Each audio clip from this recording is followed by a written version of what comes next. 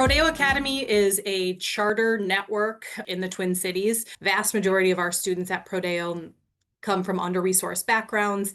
Vast majority identify as students of color. Many will be first-generation college students. Prodeo is working to make sure that we graduate students from our middle schools feeling fully prepared for high school. They go to high school in 25 different schools around the area, and we want them to be really prepared to step into whatever comes next. We are really excited to bring advisory to Columbia Heights Middle Academy.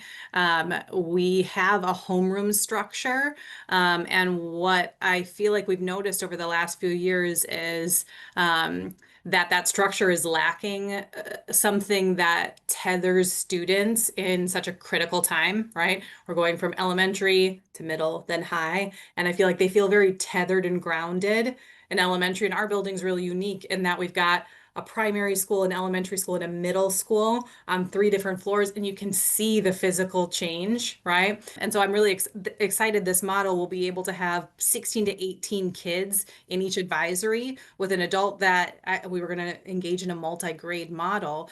So in theory, like adults will be with that same group of kids for 3 different years. And I just think having sort of a reflective partner and an adult and in peers to be able to like lean into what's natural about this development stage, right? Like we are seeking connection from peers, we're seeking understanding, we're seeking feedback constantly.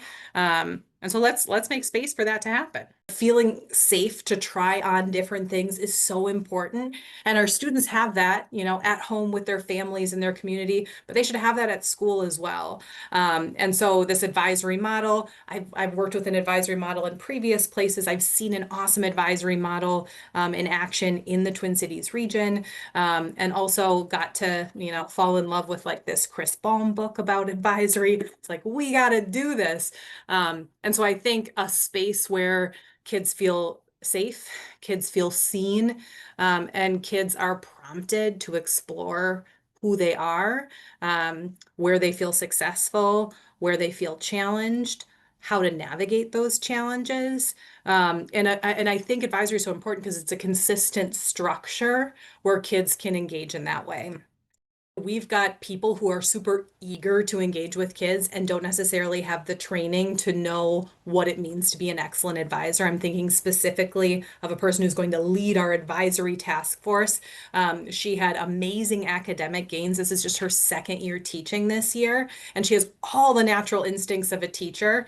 But I see her hungry for more. So I'm excited for her to get to step into that leadership, her peers to be able to say, wow, look at the gains that she's had with kids, not just in terms of their academics, but kids just feeling a sense of joy and love in learning ELA. Like, what does she do? And how do we systematize that? Because what she does is she incorporates a lot of that into her classes, and so we want to make that not just a thing that happens in one space, but a thing that all students have a chance to receive.